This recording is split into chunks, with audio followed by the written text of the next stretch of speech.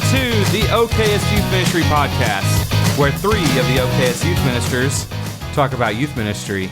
I'm Michael Deese, and I'm joined by Hunter Puckett and Jeremy Crow. How are y'all fellas? Doing great. Recovering from the N2Y conference. We had a great time. Got to interview some great people and got to be surrounded by other youth ministers. And I always find that very encouraging. It's always a good time. We talked to a lot of different people there about different specific topics that they know a little bit about. And so we'll be sharing some of that in the next few weeks. So I'm looking forward to hearing that. You've already heard Jason Helton's interview, and there's more to come after that. So hey, did y'all get a chance to actually listen to that show? After I posted I was it? the first listen on the. Didn't he sound so good? Oh, he sounded great. He really. I can't he's got wait. like a He's voice just- for it, man. He's just multi-talented. Yeah. I mean, just anything he does, he's good at. But he's- when we released Dwayne Tapscott and Oh yeah, the radio voice. Oh yeah, it's gonna be good. So today we are. Thank you, Jeremy, for giving me that. We are talking about how to partner with parents in youth ministry. Okay, and so we're going to take the Wayback Machine, and we're going to let Jeremy tell us a time when a parent really kind of helped him out in his ministry. So let's go back in the Wayback Machine real quick. So I'm going to go way back. The Wayback Machine. Way back to the summer of 2024. Way back. This is just a few months ago, but this is a great example. So one of our deacons, Patrick Caffey. Shout out to Patrick. Yeah, Yeah, we love Patrick. So Patrick went with us to Uplift this year, and it was his first time to go. He didn't know anything about what he was getting into. Didn't know how it was going to go. He does not get time off for this kind of thing, so he had to work. But he talked can to work me about mobily. that. So in the mornings, he would work while we went to the encounter classes or whatever they're called in the morning. He would do his work all morning, and so then he would meet us like after lunch and hang out with us and do stuff with the kids. Go out and play games. He would go out and go around town with us. All these things. So what was really cool though is Patrick. He just kind of checked in a positive influence role way with our students. So like he didn't have necessarily a set job to do. He wasn't like the guy that teaches a class or the guy that takes out the trash at the retreat or the guy that, plans the games or whatever. He was just a present dad and probably played that role more than the deacon role of just being a dad of kids in the group, and did a great job encouraging our students all week. It was really cool. It's always valuable to have a parent just be there to be an encourager. When we go on retreats or camps, things like that. Yeah. All right. You want to go back in the Wayback Machine, Hunter? Sure. I mean, it won't be as way back, but we'll go with it. Here we go.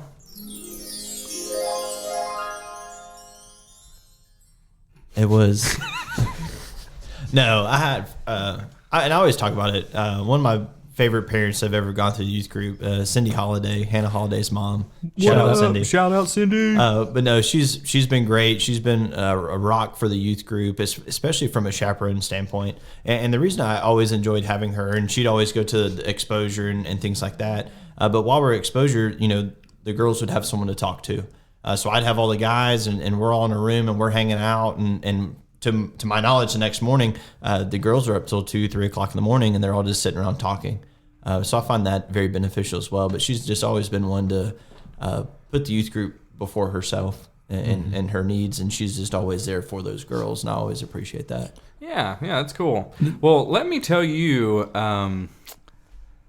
something about me going back in the Wayback Machine. Go ahead, Jeremy. Well, I was just going to say, there's a lot of humility involved with parents, going on these kind of trips because they usually have to do, kind of humble roles on trips, and it's cool to see people just like take the opportunity to be an encourager to the students, whatever that role might look like, and see them kind of get out of their own way and just serve somebody. It's cool.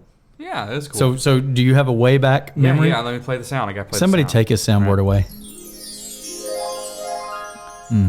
Okay, there was one time, I'm not going to say any names because this is a funny story. Yes. I had two deacons in the Wayback Machine, two deacons that were awesome. I can't overstate how great they were. Shout out to those awesome deacons. They're great deacons, great help. But there was one time we went on this retreat and we had a really good time. Well, we had this planned out where we were going to have a cross, and they come up and they nail the the papers on the cross. I mean, I'm sure many of us have done that. If not, Classic youth ministry. you know, we can do that. It was, and I had been doing youth ministry three or 4 years when this happened, and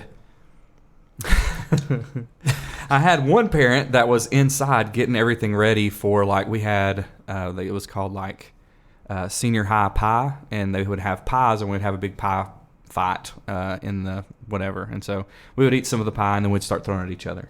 And he was setting things up in there, and I was getting everything done. And when I finished this whole devotional thing, people were very emotional, and I said basically, hey, let's all try to silently go back and let's get ready for senior high pie, you know. And so they all kind of were very quietly, and they all went to their cabin and the rooms, and they were doing their thing. Well, while this happened, I was approached by this guy, and he had a lighter and some lighter fluid. I like where this is headed. And he said, we're going to burn that cross, aren't we? I don't like where this is headed. That's a good turn. Take that statement back. I said, No.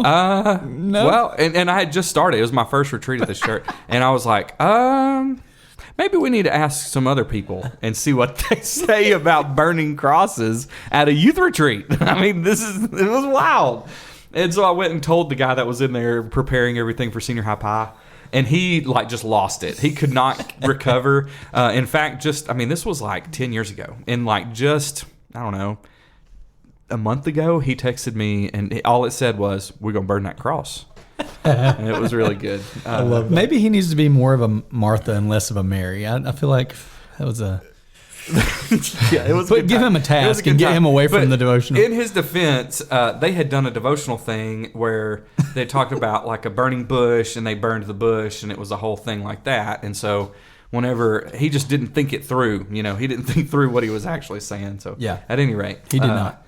It was great, and the guy's a really nice guy. So I love that, and these are great stories too. And what we're trying to focus on for this episode is how important the role of parents are in our youth ministry, not only in our youth ministry, but in the child's spiritual growth. Mm-hmm. And what we see too, if you look at Barna and a lot of these other research places, what you're going to find is research shows that the parents have the greatest influence on their children's faith journeys.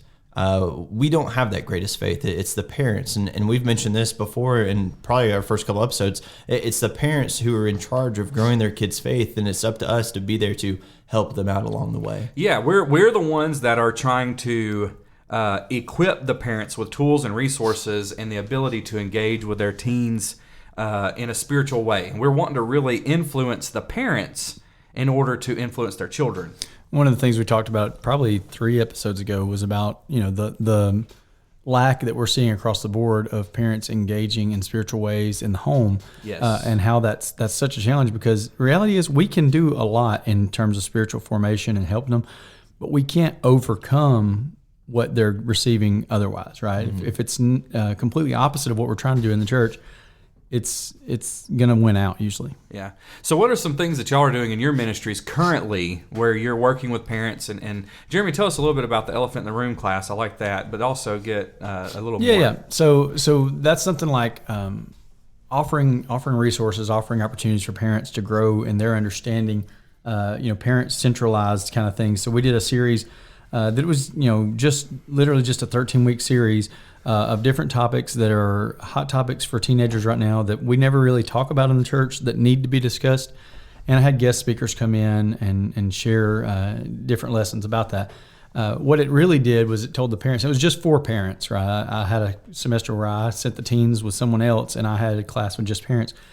And what it told parents was, you're not alone in this. This weird thing that your kid's struggling with, there's 20 other kids that are struggling with it too. Yeah. And there are answers in God's Word of how to love and support and parent your child through this challenge.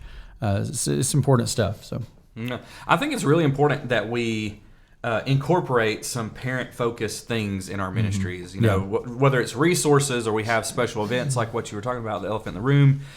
Just whichever it is, it's very important for us to cultivate that relationship with the parents so that we can better influence the teenagers through the parents. That's kind of the whole purpose of it. That's something that moved into my budget plan about 2 or 3 years ago, and it's in there every year now. I don't know what it'll be each year, but something that's parent specifically driven to support and encourage parents. So, What about the book that you've started giving out to the parents? so You want to talk about that? Yeah, so I started giving out this this book.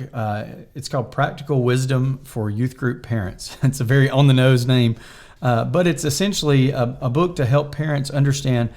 My child is in youth ministry. How do I work alongside this youth minister or this youth leadership team to minister to the heart of my child? And so it says, this one's written to parents to partner with the youth minister. We're kind of talking about the inverse of that today, but it's a whole book about just different things that matter with your child and how you connect with them. It's written by two guys that have taught youth ministry for a long time at some of our Christian universities, David Fraze and Walter Sardaki. It's pretty good. Blue Book, look for it. We really love it. I gave 2 out at M2I. Yeah. I've started giving it to my 6th grade parents. When the 6th grader move into the youth group, I give them this book. And having workshops, much like the Analog Faith and a Digital Babylon. And then there's also Chad Landman's active digital parenting workshop that he does. That's very, very high quality. Yeah. Both of those are very. And there's more than just those two. Those are just like the digital ones that I'm very familiar with because I like technology and that kind of stuff. Well, and they do a great job with it too. There's no denying that. Yeah. And so when we talk about having workshops and stuff, I think that's an important thing is even if you have to do it yourself, even if you can't get somebody to come in, doing a workshop of some sort to help parents out with the things that they're experiencing and the things they're going through, and what parents not dealing with some kind of digital problem. Well, and with me being we're going to say younger youth minister in the room, sometimes that's hard, especially for me, to sit there and explain to the parents, I'm here to help you, without coming across as I'm here to tell you how to parent. For those that don't know, I have a 2-year-old at home. And raising a 2-year-old so far in the past few years has not been what these parents have experienced. Right. As far as raising someone to be 13, 14, 15 years old. They understand parenting more than I do, but it's trying to make them understand that I'm also seeing things. Yeah. And I'm seeing the stats. I'm reading the statistics of what's happening in the world, and I'm here to try and help that. And not only that, but help bring that light to them, I guess we would say. Kind of what Jason was talking about in the last podcast of, once the parents do learn about the situation, they're more than happy to help out and change. I do think it's very important that when we think about that question, am I qualified to say something about this? Well, let's look at what Paul has to say about parenting. I mean, he has several things that he talks about what parents should be doing, husbands and wives should be doing. He's not married. He doesn't have any kids. Yeah. But he has some very good wisdom that he's able to share with people that's, as long as it's biblical and it's focused, I think it's fine. I mean, I don't have I'm going to listen to somebody who doesn't have kids or whatever. That's fine. But if they start saying, well, this is when you start disciplining them and all that, then I'll be like, okay, you don't know what you're talking about. But when they're talking about biblical truths, then sure. Yeah. I mean, that's definitely something that we can listen to. So let me ask you this, and I'll push this to Hunter first, and then Michael, you can answer. But what kind of communication channels or means of communication do you have with reaching out to parents specifically? Communication with parents is one of the biggest things when it comes to youth ministry. A healthy line of communication with parents. I do it in multiple ways. Most of it is through GroupMe. I enjoy GroupMe. I like that. Yeah. And it's weekly updates, things that are going on. Just keeping them up to date on what's happening, what's going on for the week, what big things are coming up, and because parents are busy too. Mm-hmm. And yes, we're going to give them this calendar. For me, I give them a fall calendar, and it's from August till December. And are they going to put every single event on their calendar? Well, no, but this reminder of saying, hey, in 2 weeks, we're going to do this. Or a couple weeks ago, we had our area-wide retreat. Hey, guys, remember, in 2 weeks is our area-wide retreat. Well, then they get to put that down. It's just another reminder to allow them more information. Let me offer a pro tip for just a second. I've just gotten into GroupMe like a year and a half ago. Because you already have these people in GroupMe, I just, every time we have a specific event, like if we're having a retreat or we're having Uplift or Winterfest or whatever, mission trip, I take all those students that are on that trip and I put them in the GroupMe just for that specific trip, so that I'm not blasting out information on the trip to all 70 people on Remind or whatever. That's something I've started doing. Yeah. I do both. Exposure, we have our own exposure GroupMe, but like Rush this past year, I wanted more kids to be involved in it, and we didn't have as much involvement as I thought. So I kept everybody in that same group message so they could see all the fun things that were going on that they were missing, and to where that they were missing that they might want to see next year. Yeah, we have always done when we go to Uplift. We always had this is at the place I was at before. We'd always had a separate group me that was just the Uplift group me, and actually Scott Bailey was the person that actually showed me like how to do that and what I needed to do to get that going, and I've been using it ever since. It was a really good deal. Let me ask you this, Michael. Do you this may be a thing of the past now, but do you do any kind of a printed newsletter? Like a month. I've done that before, but it's been years since I've been in that kind of mode of communication. So I have done those before. I think I did one last year, but it was just kind of like, hey, I've moved here and here's some of the things that we got going on. And I kind of wanted them to have something in their hands, but I definitely do like the email thing where I have the newsletter and I email it out. I actually need to do that again to start the new year, but I think I've only sent out one email since I've been here that had that on there. But I do give out like calendars, like the calendars that we have on our website that you can purchase on our website. I hand those out to the parents, and it's kind of like what Hunter said. At the end of the summer, I have a big meeting and youth group open house. Thanks, Jeremy. And our youth group open house, we have all of that information just ready for them to grab and go with. And I like that. We discuss some stuff. So I copied Philip with the Wednesday. So we have or like the big old youth group dinner, stuff like that. Yeah. So that's what we have for that. So, but I use Remind. Yeah, I was going to say, what kind of social media stuff? That's my main way. And then when I'm wanting to just tell stuff to the kids and let the kids see stuff, they're on Instagram, and so I update our Instagram and stuff for them. But with the parents, I typically just use Remind and Group Me, and it's important to have a parent Group Me because I've learned that when you have parents and kids in one, the kids just overtake it, and you try to make announcements, and they just won't let it happen. And they do it on purpose too. Sometimes, they'll be like, never. Sorry, hurry, we got to do it. We don't want our parents to see. And they'll just keep commenting and saying stuff, and then. By the time the parent recognizes it, it's already like 5. They're not scrolling. They're not or they're just going to stop using GroupMe because it's a hassle. Yeah, that's exactly. Well, they just mute it and then they never see it again. Yep. So having a parent GroupMe is very important. And one of the things that I've noticed that since I've been here that I think is really cool is having a parent in the class with you. Mm-hmm. Okay. Mm-hmm. What are some positive things to having a parent in class with you? I want to see what you guys say because I know why I like it. Yeah. I feel like a lot of people never know what I'm teaching. I know that sounds bad, but like they have no idea what I'm teaching.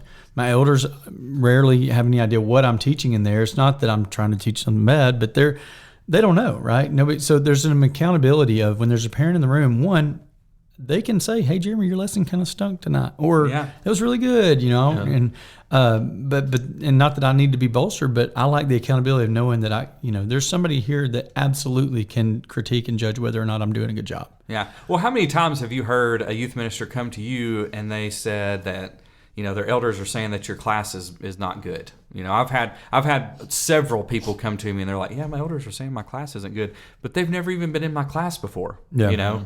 And then I'll say, well, where are they getting this information? Well, one of the kids said that my class was boring and they don't want to come anymore. You probably got onto that kid during class. Yeah, that's probably what happened. And so when you have an adult in there, the adult can say, I have no idea what this kid's talking about because his lesson is great.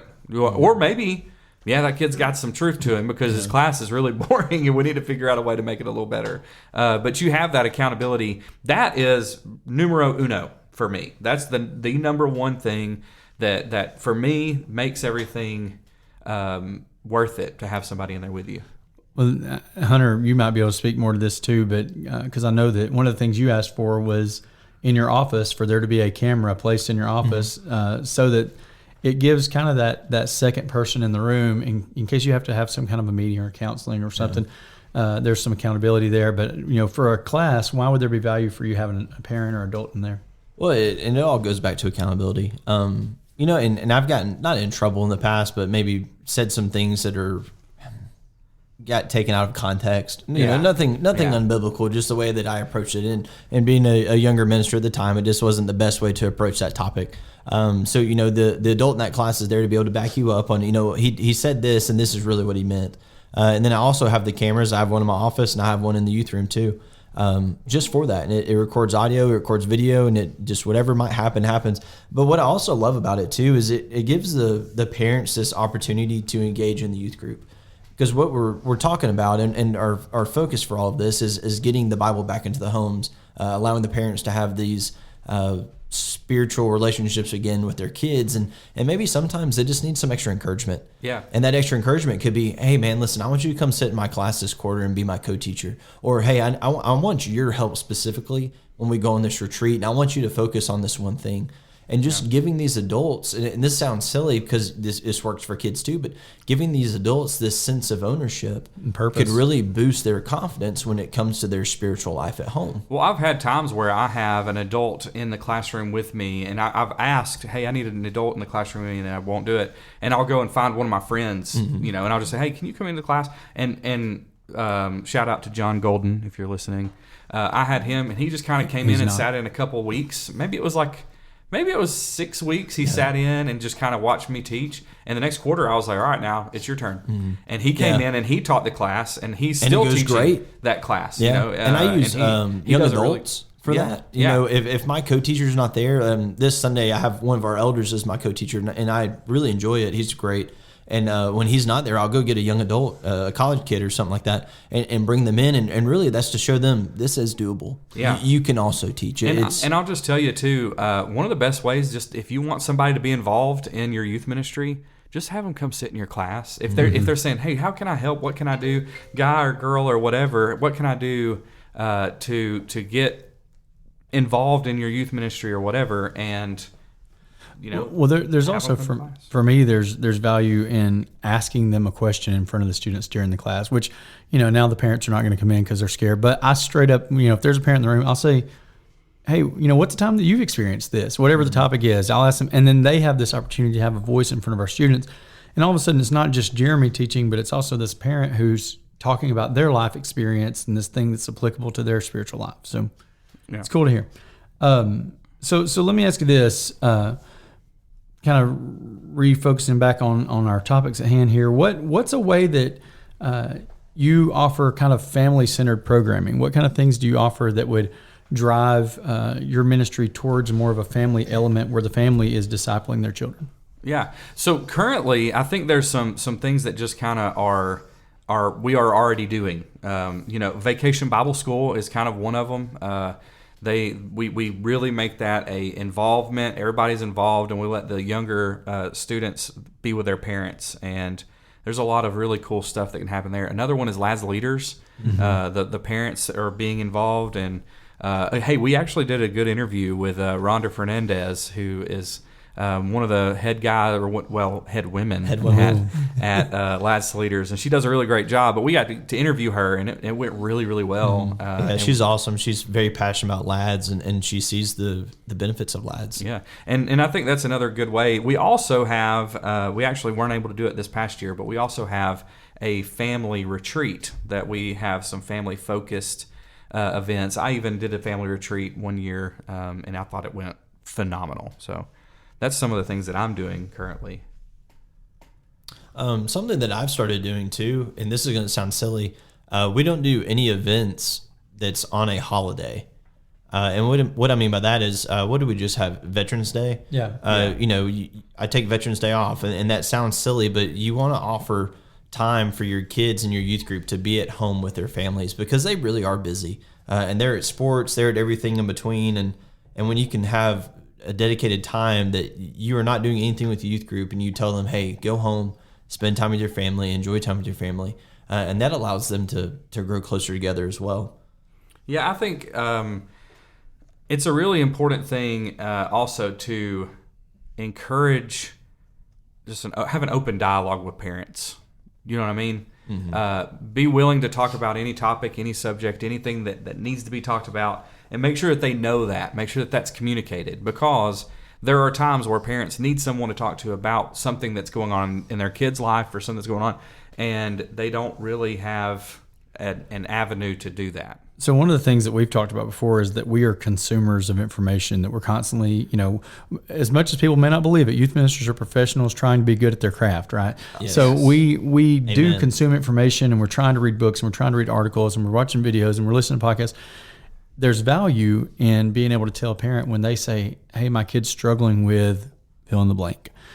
Do you got any books about that?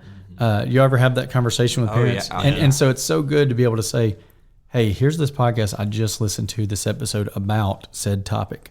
And it's a valuable resource. It may not be the perfect answer for them, but it tells them, I'm your teammate and I'm trying to help you parent your child better. So Yeah. Well, and just as much as we're there for the kids, we're also there for the parents. Yes. We're there to, Or and at least I we think I should said be. this in the beginning, we're here to supplement them in whatever that might be. And it might be being present during some difficult conversations, or it might be just, hey, my kid needs a little bit more encouragement. Can you send them a text later today? Something that simple. Yeah. So let me can I shift our gears for just a second?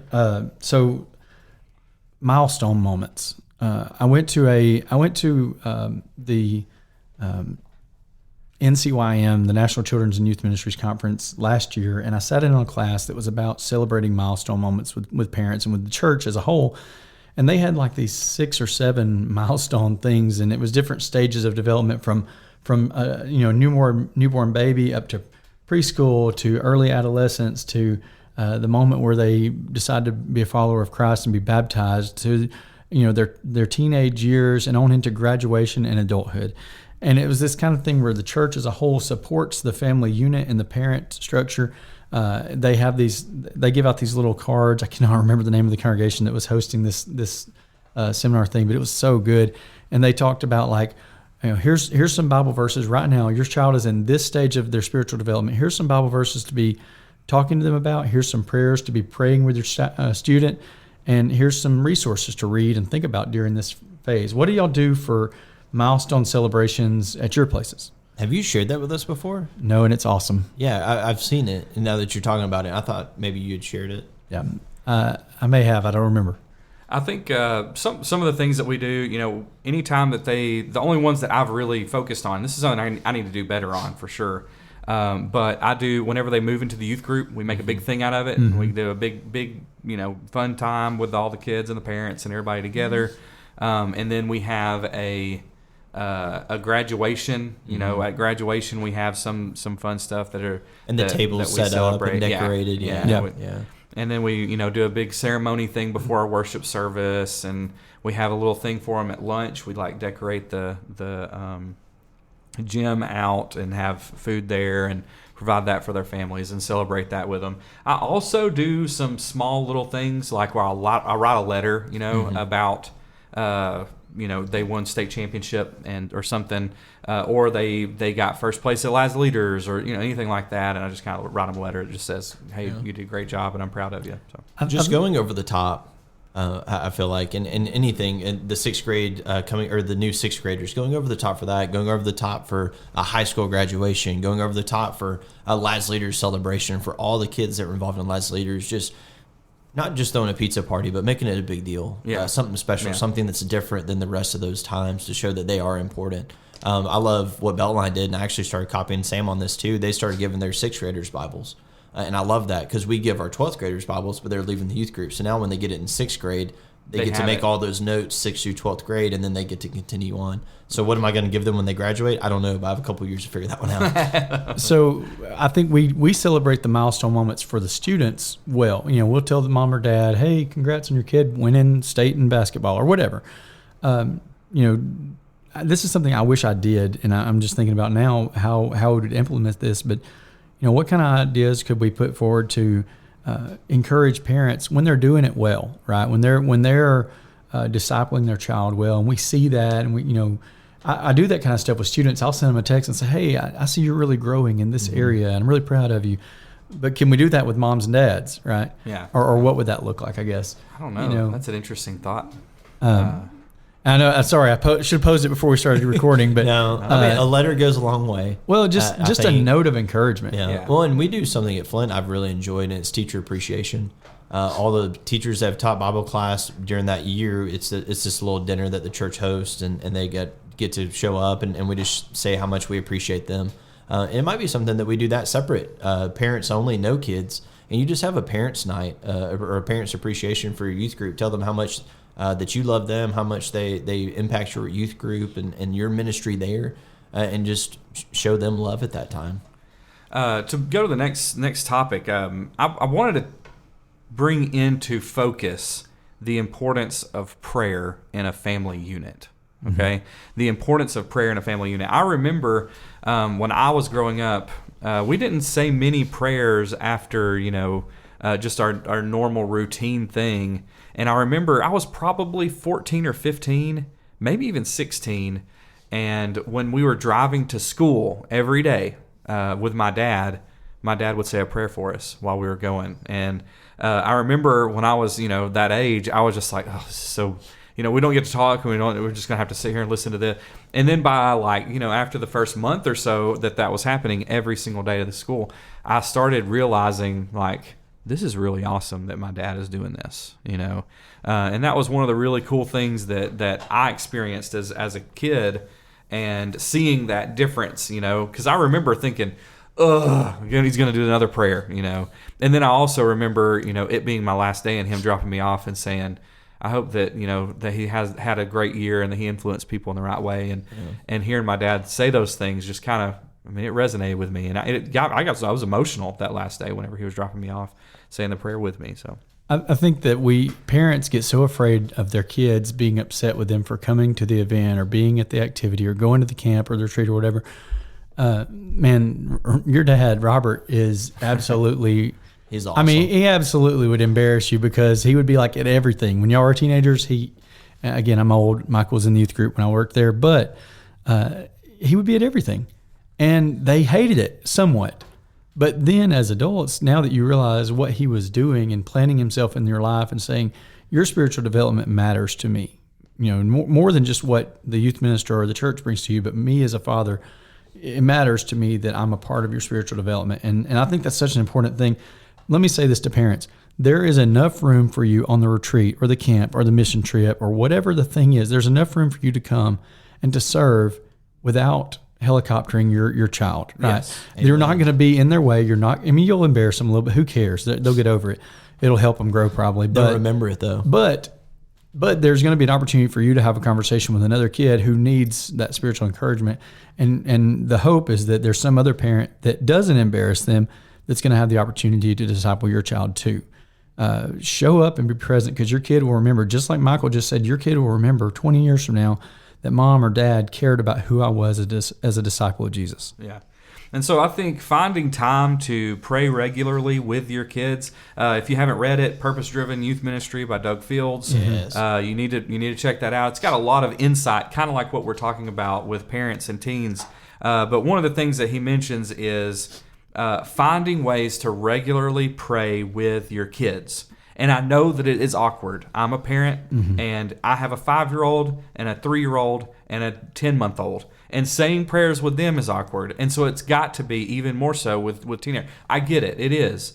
But it's very important that we do that they see that being happening. They're going to come to see it as expected habit, though, because tell them what Emerson says, when it's time for bed. Oh, yeah. Anytime there's times where I'll just completely forget about saying a prayer with her. And this even happened last night. I was getting Eleanor down, and April was getting Emerson to sleep, and Elin, and I couldn't get Eleanor to stop crying. She's the little baby, and finally got her laid down in bed, and then I left the room, and my daughter, my 5-year-old, her room, her door was cracked open, and the lamp was on, and I automatically knew she's waiting me to come in and say a prayer with her. And so as soon as I got in there, she said, "You forgot to say a prayer with me," And so I went in there, and it was just a test. Yeah, that's right. And so I went in there, and I, hugged her and everything, and we said a prayer together. And I always say one, then she says one, and then I tell her that I love her, and then I leave. But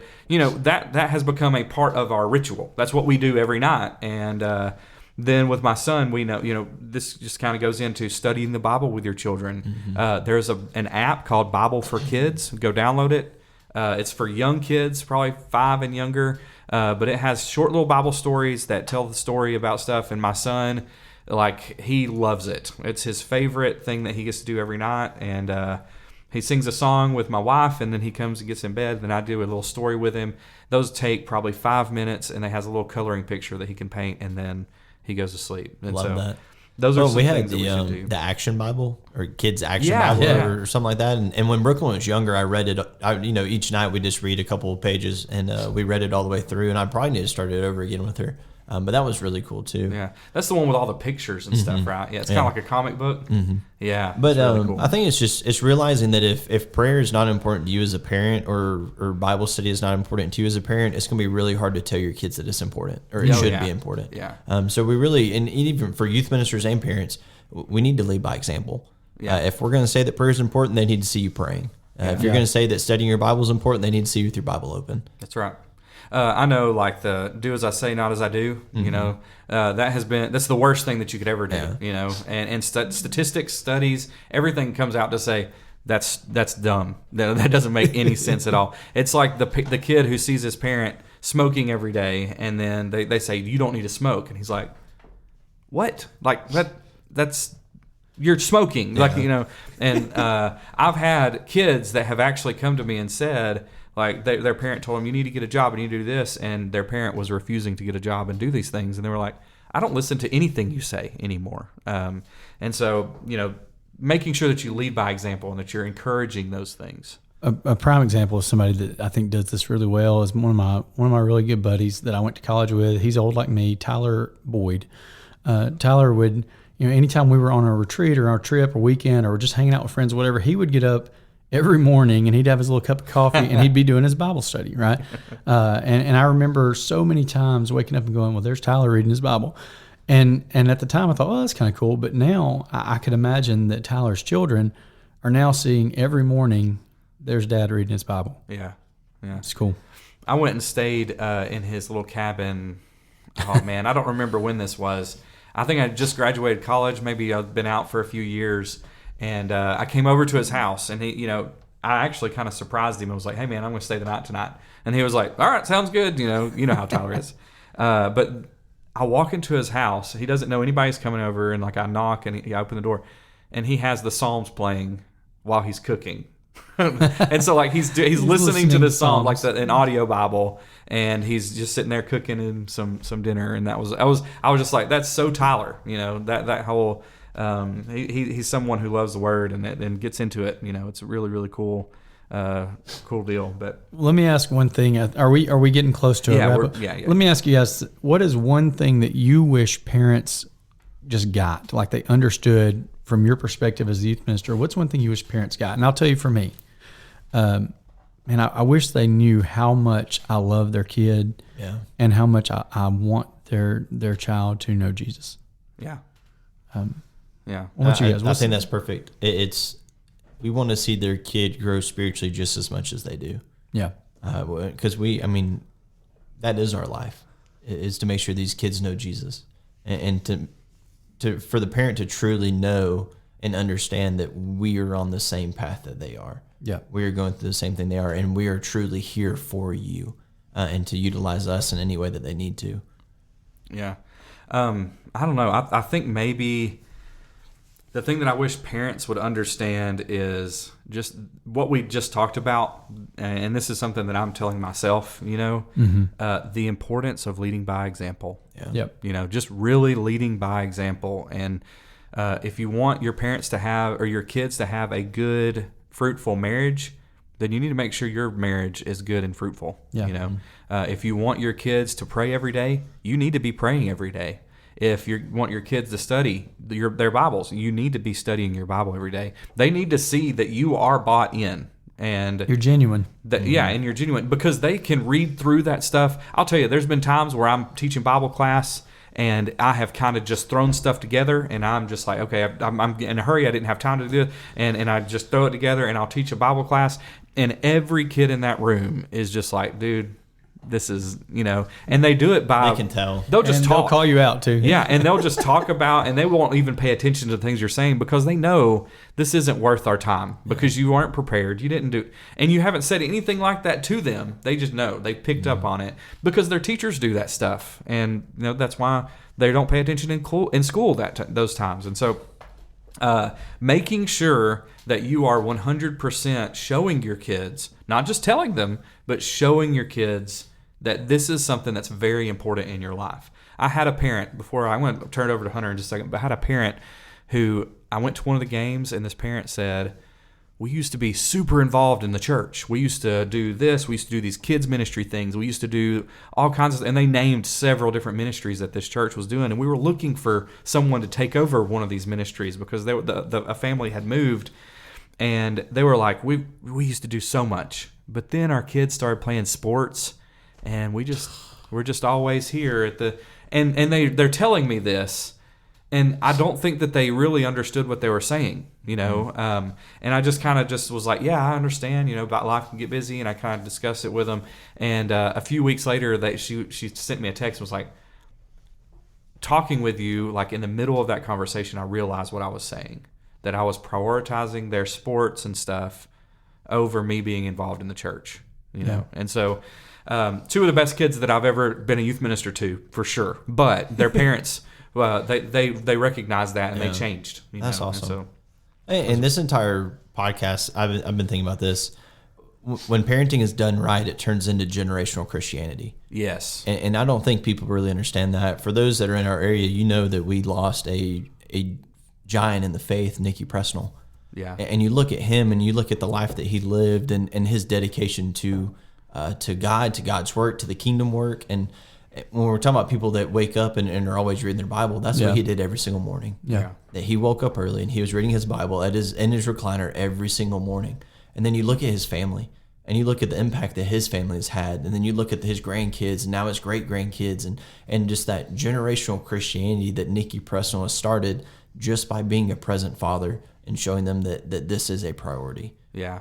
Yeah, and that was one of the things at the funeral that Brandon and I think Chris both referenced was missing out on championship games or missing out on semifinal games because they had to go to church before they could go to the game, and those kind of choices matter so much. My wife had an experience like that with a county tournament one time that it was on Wednesday night, and she had to go to Bible class. Shout out to my mother-in-law for bringing it on that, but she made her go to Bible class, and then after they went to church. I know that's inconvenient. I know it's a hassle. Your kid's going to be really mad at you in the moment, but as an adult, they're going to understand the importance you put on their spiritual development. Yeah, yeah. I mean, I remember Brandon and Chris talking about them like coming into the game. They're coming into the gym and they're like going into the locker room and changing really quick and coming out on the bench so that they could play in whatever game was going on after church. So, but yeah, that's a really good conversation. I think talking about how we can better partner with parents in our ministry and help parents and be a resource to our parents. And I think it's just to kind of close this out, I think it's really important that we don't overstep in some of those roles. Make sure that we're not becoming a pseudo parent in those roles. Sometimes, our job calls us to do something like that, and but making sure making sure that their parents are aware of the things that are going on and what's happening, and making sure that we're not becoming a parent, but instead we're being a support system. We're part of this parenting group. We're wanting to be a part of their children's life. And so y'all have anything else that you'd like to say before we close out? Parents, we are here for you. Your youth minister is here for you. Go to them, utilize them. That's what they're there for. Yeah. And be there for them. Yeah. Support that guy because he's really trying hard to help your kids know who Jesus is. And celebrate their accomplishments too. Not for my parents, but self-serving. Everybody else. Love it. Everybody else. Tell your youth minister how much you do appreciate them for what they are doing and the time that they're putting in for your children as well. And I'm just going to go ahead and say, like, there's going to be times where we mess up and we do something that's going to make you upset. It's going to make your kids upset. But I'm just telling you, every youth minister that I know, their life and their purpose is to help your child and to help you be a better parent. Yeah. And so if they do mess up and they do something wrong or they don't do something right, whatever it is, just have some grace and show some grace to them, because they're not out to get your kid. They're not out to get you, and they're not trying to make you upset or whatever. But I will tell you, if you have a problem, if something comes up, because there's going to be times where something, and when that does, don't go to the elders and tell them about how bad of a job they're doing, or the other leadership, and tell them about, go to that person like the Bible tells us and say, this is what's going on. And every single time that I have ever been approached by a parent talking about something like that,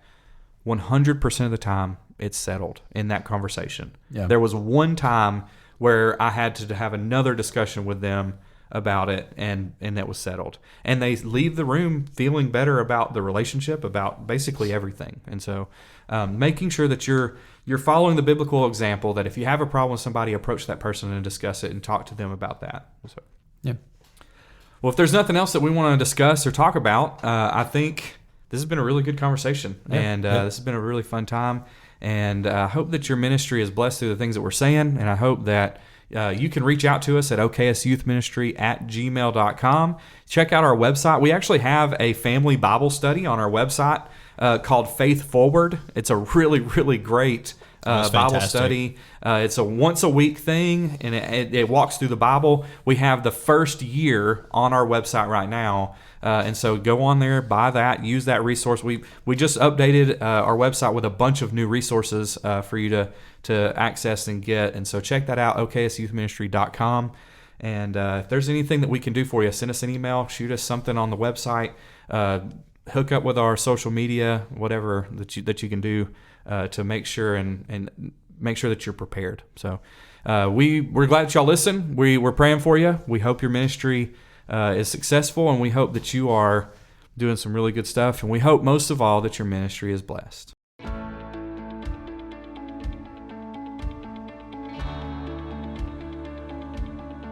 Thanks for joining us today in the important conversation of youth ministry. Go and follow us on Instagram and check out oksyouthministry.com for more information about our upcoming episodes. We'll be dropping a new episode every Wednesday morning, and we look forward to talking with you again next week. And hey, it's okay to be the OKS Youth Minister around, but let's all strive to be just a little bit better.